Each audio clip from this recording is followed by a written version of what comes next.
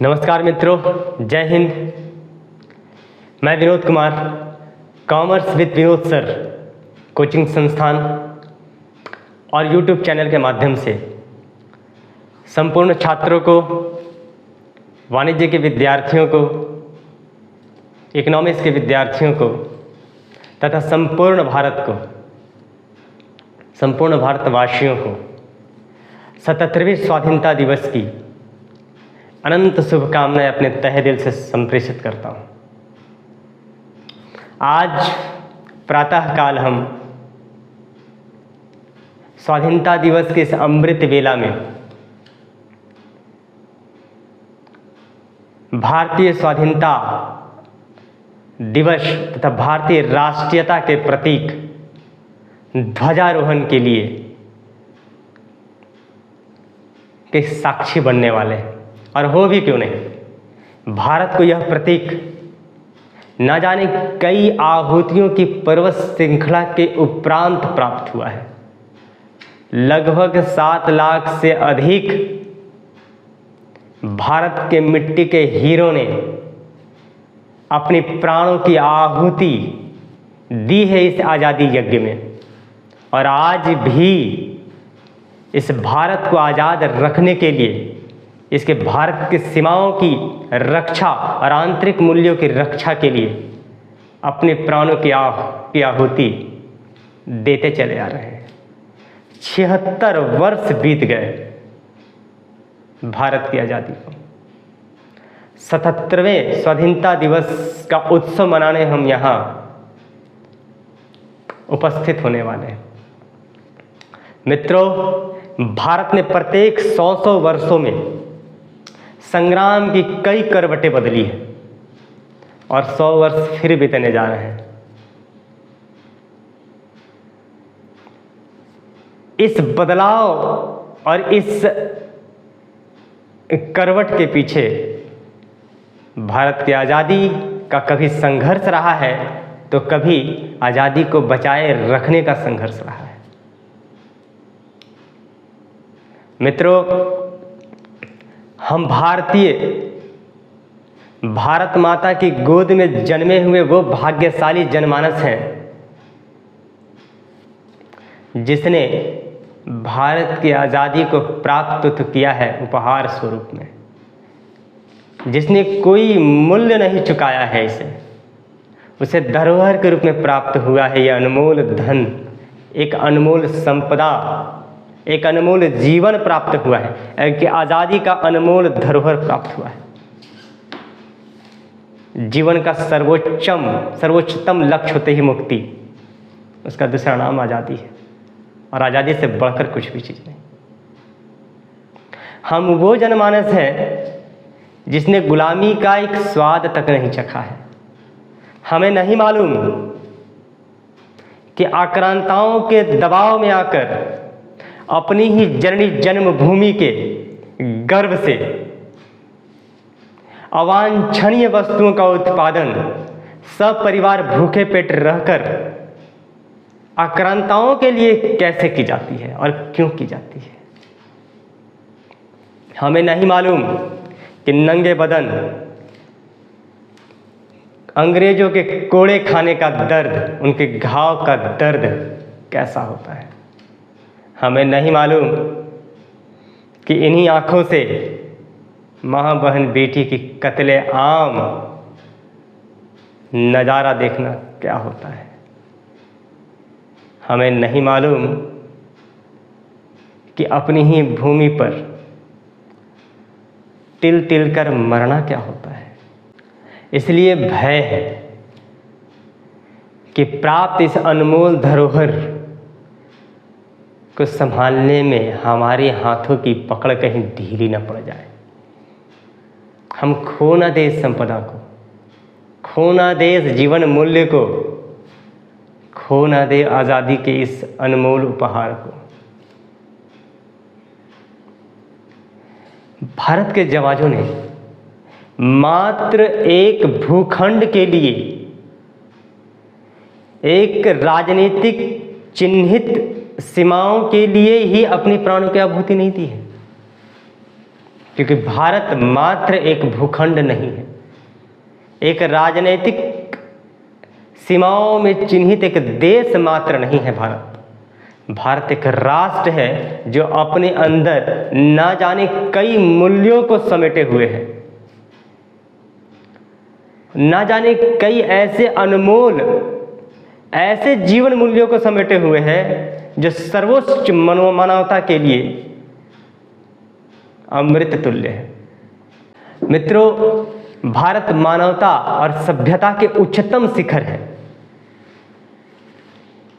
भारत वचन की सीमा है, सीमा। राम उसके उदाहरण है। भारत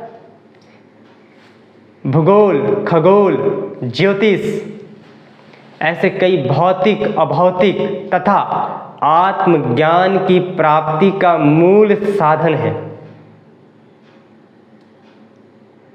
भारत सौंदर्य की ऐसी प्रतिमा है कि इसके सामने स्वर्ग की लालसा भी फीकी पड़ जाती है। भारत एक ओर शांति की एक बेमिसाल पक्षधर और पुजारी है, तो दूसरी ओर अधर्मियों के सीने पर गड़ने वाला त्रिशूल भी है। भारत ज्ञान और अध्यात्म, धर्म और अध्यात्म की गंगा है। भारत अहिंसा और सहिष्णुता की अप्रतिम उदाहरण है। भारत नृत्य और संगीत की प्यास की ऐसी तृप्ति है कि इसके सामने प्रकृति को भी उसके अनुकूल बाध्य होने पड़ जाता है। तानसेन और उनके गुरु हरिदास इनके उदाहरण हैं। प्रकृति को भी बाध्य कर दिया करते थे। भारत त्याग और बलिदान की ऐसी मूर्तिमान उदाहरण है कि सर्वोच्च को भी बामन कर देती थी। भारत प्रेम, तप और भक्ति की ऐसी अलख है और ऐसी ललक है कि ऊंचे से ऊंचा उस परवरदिगार परमेश्वर को धरती पर प्रकट होने के लिए बाध्य कर देती है। इतने सारे मूल्यों के साथ भारत आत्मा की देन है संपूर्ण विश्व को। भारत शांति की देन है संपूर्ण विश्व को। तो इतने अनमोल मूल्य हैं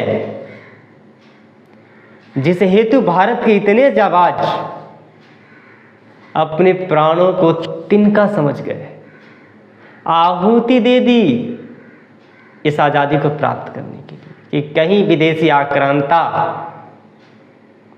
भारतीय भूखंड के साथ साथ भारतीय मूल्यों का न सर्वनाश कर दे।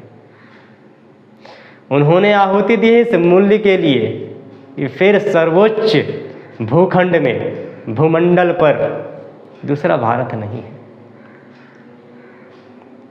जहां परवरदिगार परमेश्वर भी 6 जनवरी छाछ पर बैठकर माखन खाता हो, जहां चक्र और धनुर्धर की विद्याओं से धरती से अधर्म का नाश करता हो, जहां गीता का ज्ञान घट घट में प्राप्त होता हो। ऐसा भारत कहाँ मिलेगा? ऐसा भारत कहाँ मिलेगा? कहाँ मिलेगा सूफियों के गाए हुए अनल हक के गीत? कहाँ मिलेगा मीरा की प्रेम की रसधार? कहाँ मिलेगा रविदास की भक्ति की अनुपम गंगा? कहाँ मिलेगा कबीर की वो 2 टुक बोलियाँ जो हमारे मन की जितने भी भ्रम है उसको तोड़ दिया करती है? ये भारत है, दूसरा भारत कहीं नहीं मिलेगा। इसके मूल्य की रक्षा के लिए हमारे जाबाजों ने अपनी जान की आहुति दी है। इसलिए अतः एक और तो भारत का यह सौभाग्य रहा है कि चेतना की ऊंचाइयों को छूने वाले कई ऋषि मुनि कई वैज्ञानिक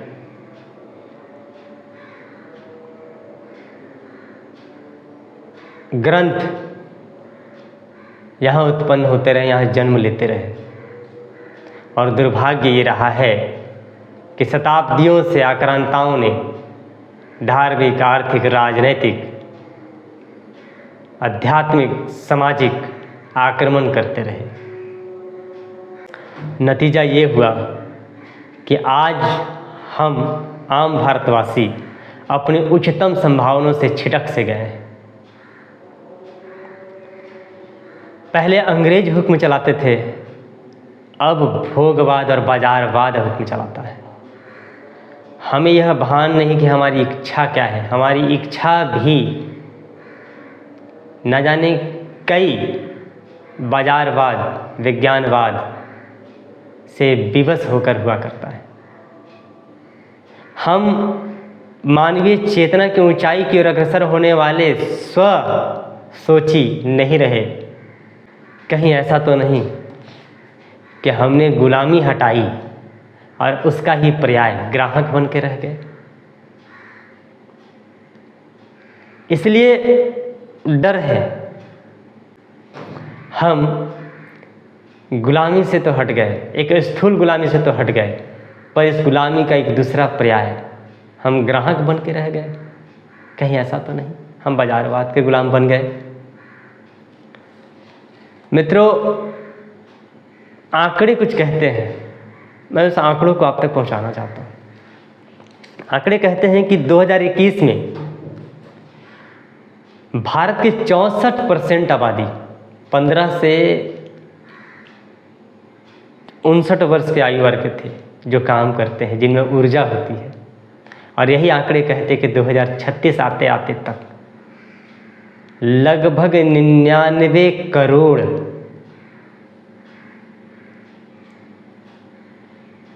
युवाओं की एक पुंज भारत की धरती पर होगा। आप सोच सकते हैं, ऊर्जा 99 करोड़। विवेकानंद जी ने कहा था, स्वामी विवेकानंद जी ने कहा था कि मात्र 100 व्यक्ति अगर उनके जैसा उन्हें मिल जाए शिष्य के रूप में, तो संपूर्ण विश्व की दिशा और दशा बदल देंगे। और यहाँ 100 करोड़। लगता नहीं कि अब साधन तो हो गए, अब कोई ऐसा युगदर्शा मिल जाए, एक दृष्टा मिल जाए, कोई वाल्मीकि मिल जाए, कोई विवेकानंद मिल जाए कि इस संपूर्ण ऊर्जा को एक सही दिशा दिला दे। वरना फिर आंकड़े कुछ कहते हैं, सोचिएगा। एक तरफ प्रतिवर्ष 10 लाख छात्र 700 से 900 सिविल सेवा के परीक्षा के लिए भाग ले रहे हैं, यूपीएससी एग्जाम। मतलब 10 लाख से अधिक छात्र 700 से 900 पदों के लिए यूपीएससी का एग्जाम दे रहे हैं। तो दूसरी तरफ भारत के वर्ष 2020 में 20 लाख रिसर्च पेपर प्रकाशित किए। भारत ने लगभग 20 लाख रिसर्च पेपर तैयार किए और चाइना 74 लाख। एक तरफ भारत में प्रतिवर्ष 15 लाख छात्र इंजीनियरिंग की डिग्री के साथ पास होते हैं, तो दूसरी तरफ प्रसिद्ध आईटी संस्थान नास्कोम के हिसाब से मात्र 7% ही रोजगार के योग्य है। आंकड़े आश्चर्यचकित करते हैं ना। विश्व के सबसे सस्ता इंटरनेट की सूची में भारत दूसरे स्थान पर है। और अजीब विडंबना है, विश्व में सबसे अधिक पोर्न देखने वालों की सूची में भारत तीसरे स्थान पर है। अर्थात आधुनिक मशीनों, उपकरणों से लैस यह भारत की ऊर्जा कहाँ जा रही है? अश्लीलता की ओर, नशे की ओर। इसे मार्गदर्शन देने वाला कोई नहीं, इस ऊर्जा को सही दिशा देने वाला कोई नहीं। श्री कृष्ण जी ने कहा था गीता में कि श्रेष्ठ पुरुष जैसा आचरण करता है, अन्य लोग भी वैसा ही आचरण करते हैं। तो वैसे ही किसी श्रेष्ठ पुरुष की आवश्यकता है अभी। भारत विश्व की बढ़ती हुई अर्थव्यवस्था की सूची में 5वें स्थान पर है। फिर से यहाँ विरोधाभास होता है कि दूसरी तरफ प्रति व्यक्ति आय की सूची में वो 120वें स्थान पर है। मतलब अर्थव्यवस्था की सूची में, बढ़ी हुई अर्थव्यवस्था की सूची में 5वें स्थान पर, और प्रति व्यक्ति आय की सूची में 120वें स्थान पर। मतलब आय का ऐसा असमान वितरण कि अमीर अमीर हो रहा और गरीब गरीब। ये मानवता के हीन मूल्यों का लक्षण है ना? ये भारत के मूल्यों का लक्षण है क्या? तो कहीं ना कहीं हम प्राप्त धरोहर के साथ अन्याय कर रहे हैं। हम भारत की कीमत के साथ, भारत के उस मूल्य के साथ जिस कारण से भारत भारत माँ है, हम उसकी रक्षा नहीं कर पा रहे। हम भारतीय युवा को सही दिशा नहीं ले जा पा रहे। इसलिए बड़ा ही विनम्र निवेदन है कि हम खुद को सच्चाई के मार्ग पर ले जा सके, वचनबद्ध हो सके, संकल्प पूरा करने वाले हों। हम बाजारवाद, भोगवाद के ग्राहक बन के न रह जाएं। हम अपने दिमाग को ग्रंथों से, अपने दिमाग को पुस्तकों से लवलेश करें, पढ़ें और महापुरुषों के पग चिन्हों पर चलने का प्रयास करें। और यही संकल्प इस स्वाधीनता दिवस को हमें लेनी चाहिए। मात्र ध्वजा हाथ में लेकर भारत माता की जय पुकारने से भारत माँ की रक्षा नहीं होगी।